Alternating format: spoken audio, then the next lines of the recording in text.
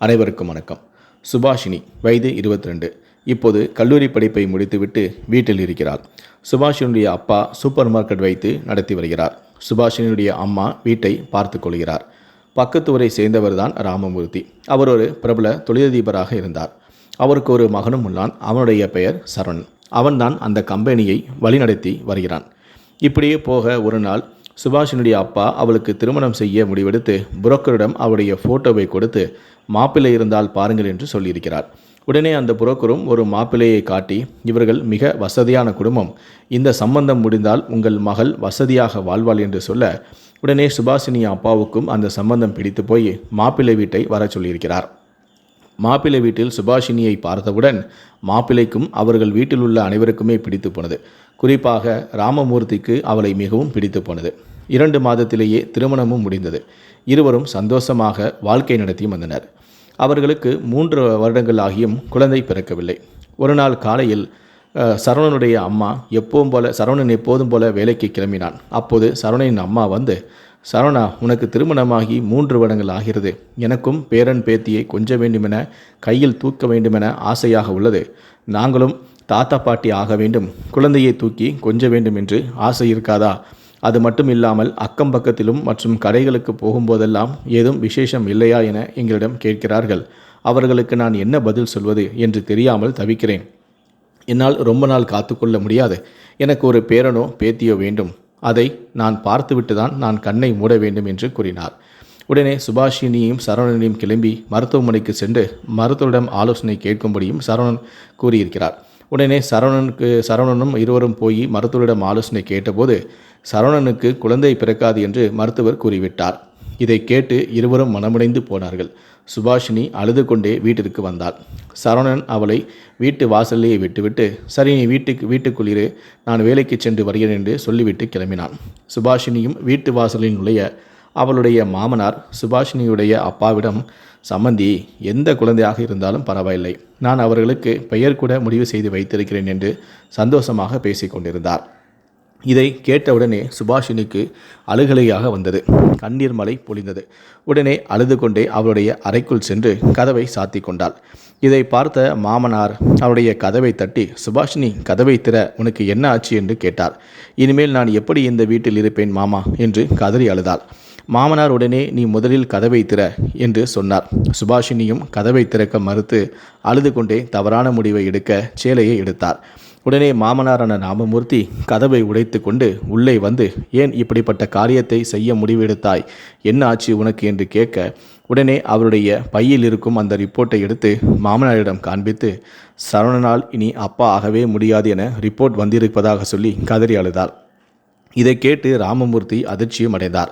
சுபாஷினி, சரவணனுடைய உடம்பு மிகவும் பலவீனமாக உள்ளது, அதை குணப்படுத்துவது மிகவும் கடினம் என்பதால் குழந்தை பிறக்காது என்று டாக்டர் கூறிவிட்டார் என்றும் கூறி கதறினார். இதுவரை நானும் சரவணனும் தனிமையில் இருந்ததே இல்லை.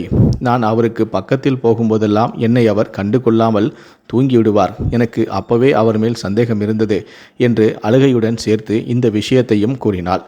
எங்கள் வீட்டில் கேட்டால் நான் என்ன பதில் சொல்வேன்? என்னால் அம்மா ஆக முடியாது என்று சொல்லட்டுமா? அவர்களுக்கு அடுத்த தலைமுறை கிடையாது என்று சொல்லவா என்று மனமுடைந்து போனாள். ராமமூர்த்தியும் உடனே, கவலைப்படாதே, நம் வீட்டுக்கு கண்டிப்பாக ஒரு வாரிசு வரும் என்று கூறினார். எப்படி என்று சுபாஷினி கேட்க, நான் உனக்கு வாரிசை தருகிறேன் என்று ராமமூர்த்தி சொல்ல சுபாஷினி அதிர்ச்சி அடைந்தாள். ராமமூர்த்திக்கு ஏற்கனவே தன் மருமகள் மீது ஒரு தவறான எண்ணமும் அவளை தவறாக பார்ப்பதுமாக இருந்தார். இப்பொழுது அதை பயன்படுத்தி கொள்ள அவருக்கு ஒரு நல்ல வாய்ப்பும் கிடைத்தது. அதனை மனதில் யோசித்து கொண்டு இதை பற்றி அவர் மருமகளிடம் பேசியிருக்கிறார். இது தவறு, உங்கள் மகனுக்கும் அத்தைக்கும் நான் செய்யும் துரோகம் என்று சுபாஷினி சொல்ல, நீ யோசித்து பார், குழந்தை இல்லாமல் வெளியே எவ்வளோ கஷ்டப்பட வேண்டும் என அவளுடைய மனதை கொஞ்சம் கொஞ்சமாக மாற்றி ராமமூர்த்தி தன்னுடைய ஆசைக்கு ஒத்துழைக்கும்படி மருமகளிடம் கூறினார். சுபாஷினியும் வேறு வழியின்றி அதற்கு ஒரு வழியாக ஒப்பும் கொண்டார். இப்படியே சரவணன் வேலைக்கு சென்றவுடன் இருவரும் தனிமையில் இருக்க ஆரம்பித்தனர். ஒரு நாள் சுபாஷினுடைய மாமியார் இருவரும் ஒரே கட்டிலில் இருப்பதை பார்த்து அதிர்ச்சி அடைந்தார். உடனே அங்கே சென்று சுபாஷினியை கூப்பிட்டு, எனக்கும் என் பிள்ளைக்கும் துரோகம் செய்ய மனசு உனக்கு எப்படி வந்தது என திட்டினார். சுபாஷினியும் நடந்த அனைத்தையுமே சொல்லியிருக்கிறார். இதை கேட்டவுடன் சுபாஷினுடைய மாமியார், இதை என்னால் ஏற்றுக்கொள்ளவே முடியாது. இதை என் மகன் தெரிந்து கொண்டால் அவன் நிலைமை என்ன ஆகும்? ஒரு முறையாவது நீ அவனை பற்றி யோசித்தாயா என்று கேட்டார். சரி, நடந்ததை விடுங்கள். இது என்னுடைய மகனான சரவணனுக்கு தெரியக்கூடாது என்று மாமியார் கூறியிருந்தார். பின்பு 7 நாட்கள் கழித்து சரவணன் எப்போதும் போல வேலைக்கு சென்றுவிட்டு வீட்டிற்கு திரும்ப, அப்போது சரவணனுடைய அறையில் இருந்து தனது அப்பா வருவதைக் கண்டு அவன் அதிர்ச்சி அடைந்தான். கட்டிலில் உறங்கிக் கொண்டிருந்த தனது மனைவியை எழுப்புவதற்காக என்றார் அவர். உடனே அவனுடைய அம்மா, இங்கே வா சரவணா என கூப்பிட்டு, நானும் உன்னுடைய மெடிக்கல் ரிப்போர்ட்டை பார்த்தேன். உன்னால் அப்பாவாக முடியாது என்று கலங்கியபடி தன் மகனிடம் கூறினாள். இதை உன்னால் தாங்கிக்க முடியாது என்று எனக்கு தெரியும். ஆனால் நமக்கு வேறு வழியும் கிடையாது. உனக்கு தெரியும் நம் சொந்தத்தை பற்றி.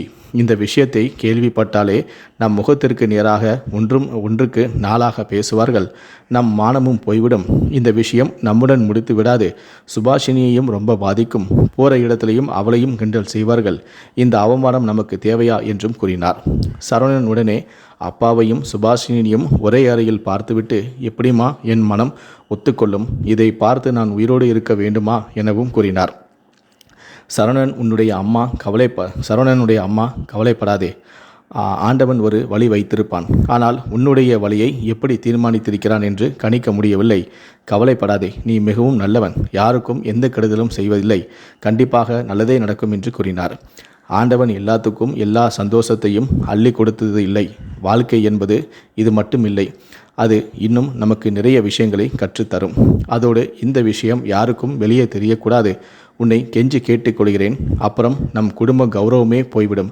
இதை விட்டால் வேறு வழியும் இல்லை. வேறு என்ன செய்வது? நீயே சொல் என்று கேட்க, சரவணன் எதுவும் பதில் சொல்லாமல் தனது அறையை விட்டு வெளியே சென்றான். சுபாஷினியும் பக்கத்தில் வந்து நின்றாள். மாமியார் சுபாஷினியிடம், நமக்கு இது மிகப்பெரிய சோதனைதான். நம் குடும்பத்துக்கு வாரிசு ஒன்று வேண்டும் என்று கூறிவிட்டு அவரும் சென்று விட்டார்.